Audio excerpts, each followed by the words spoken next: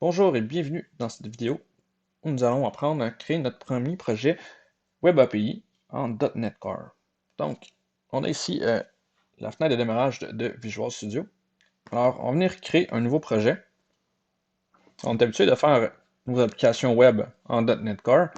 Si on vient taper ici Web API, on peut voir que ce qui nous est proposé, c'est exactement le même projet ici. Alors, application web .NET Core, la même chose que pour vos projets MVC. On va mettre ça directement sur le bureau. Pourquoi pas. Alors, c'est ici qu'on va faire le choix. Si vous faites un projet MVC, vous prenez l'application web MVC. Ici, on va juste prendre un projet API directement.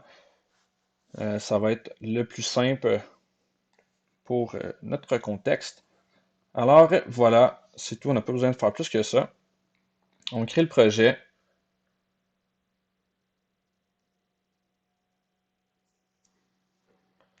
Donc, voilà, on se retrouve avec ça ici. OK. On peut voir que de base, on a le package Swashbuckle qui est utilisé.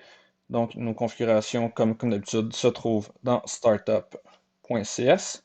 Qu'est-ce qui est intéressant là-dedans, c'est qu'avec notre package ici, ça nous génère la documentation. Donc, avec Swagger, on voit que ici, on fait la configuration. Ici, on vient l'utiliser. On a aussi la configuration du routage qui est ajouté ici. Donc, et par défaut, on a un contrôleur. Nos contrôleurs, ce sont des controller base.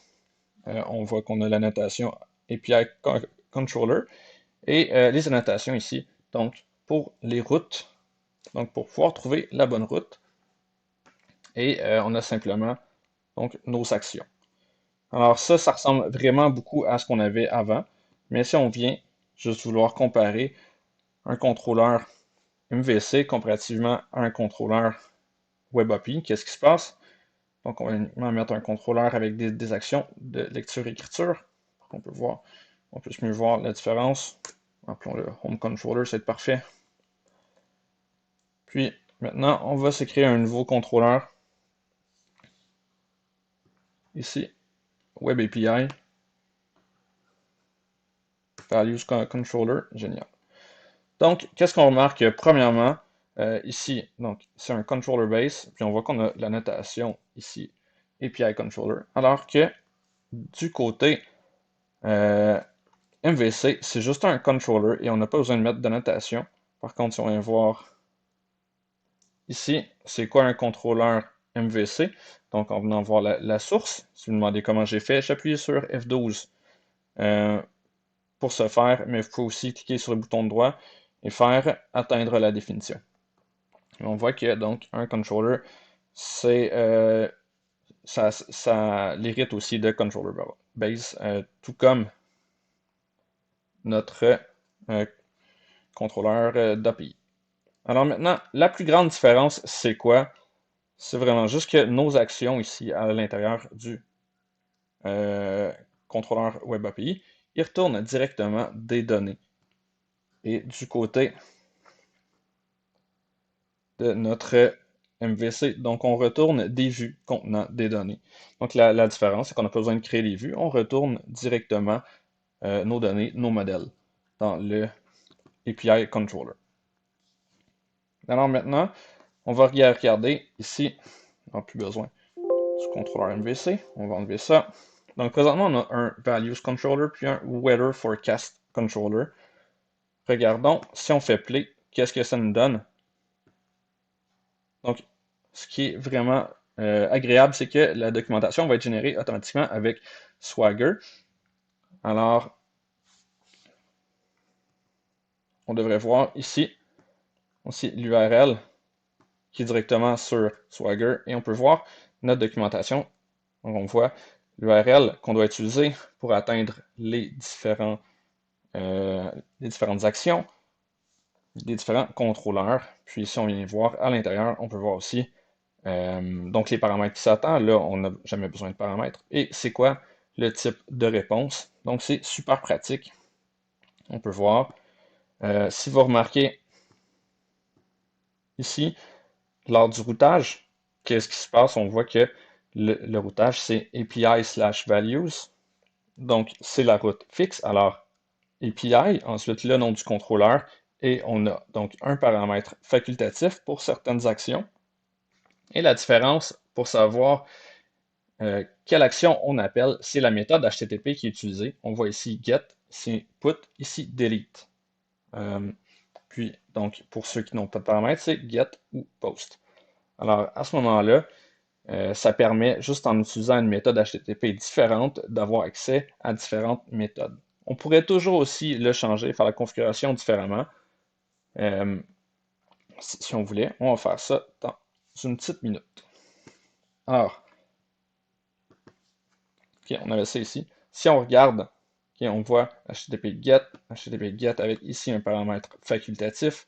C'est comme ça qu'on les détermine. La route ici, comme on avait dit, c'est API/.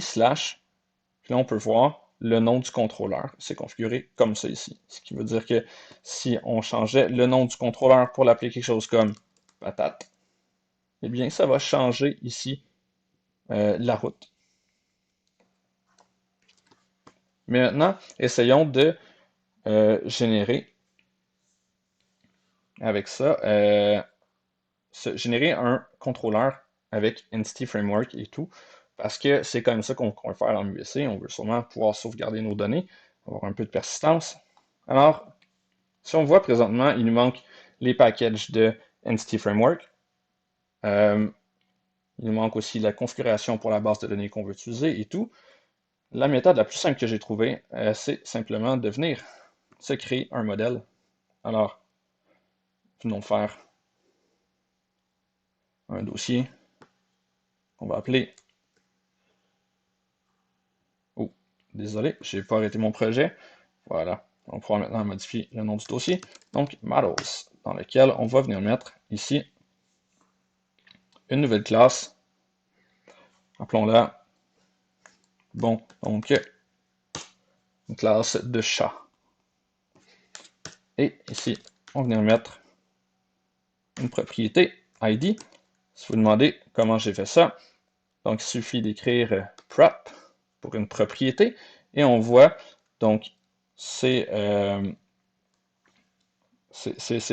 automatisme quand on fait ça tab, c'est un template qui est chargé pour nous créer directement une propriété. Puis si on pèse sur tab, ensuite on peut passer du type au nom de la propriété. Alors on va faire la deuxième propriété qui va être un string et name. On appuie sur Enter et voilà. Donc pour faire les propriétés rapidement, prop tab. Bon, vous étiez peut-être au courant déjà du truc. Donc on a maintenant ici une belle classe, un beau modèle qui va être parfait pour venir nous générer donc un contrôleur. Donc un contrôleur de chat dans ce cas-ci. Donc c'est important de venir générer la solution en premier parce que le scaffolding, donc la génération automatique, se fait à partir des fichiers compilés. Donc il faut que les fichiers soient à jour. Alors on va venir ensuite dans nos contrôleurs, on va ajouter un élément généré automatiquement. Alors ici, pour ajouter un contrôleur, on vient dans API et un contrôleur d'API avec action utilisant Entity Framework.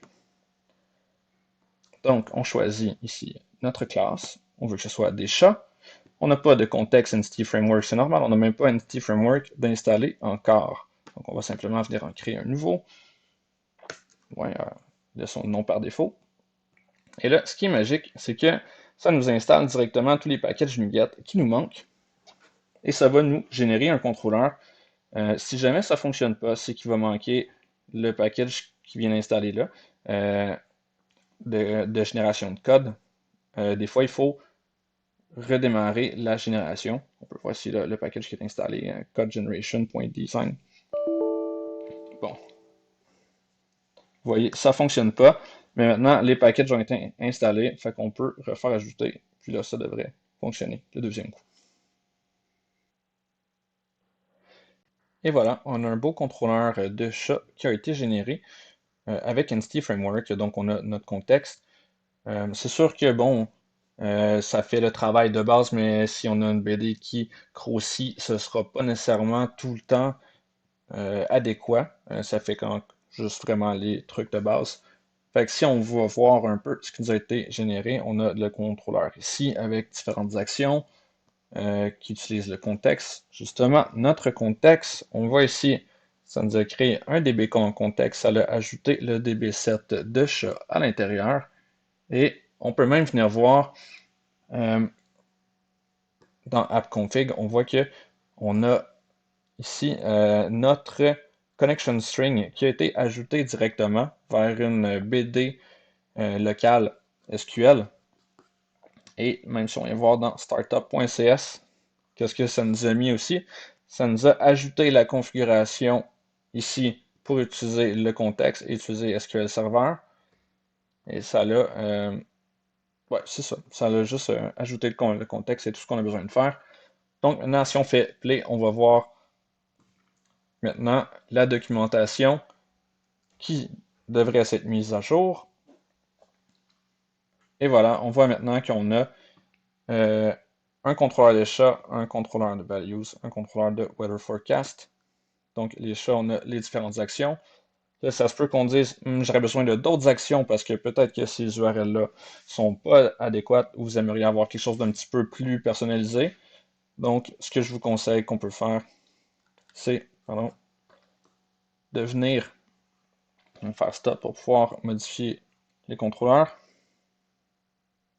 On va venir dans Cat Controller. Et présentement, la configuration, c'est root/controller. Donc, c'est correct. En changeant la méthode HTTP, on peut atteindre soit ici en get, ici en put, ici en post. OK, ça va. Mais si on veut avoir un plus grand contrôle sur nos routes, on peut aussi venir ajouter, par exemple, notre action. Ce qui veut dire que nos URL vont être modifiées pour avoir ici les actions comme on pourrait dire get all cats ici, ou juste peut-être all cats, non, get all cats, puis là, juste get cat, ouais, ça devrait être satisfaisant. On va faire play, on va regarder un peu la différence que ça fait.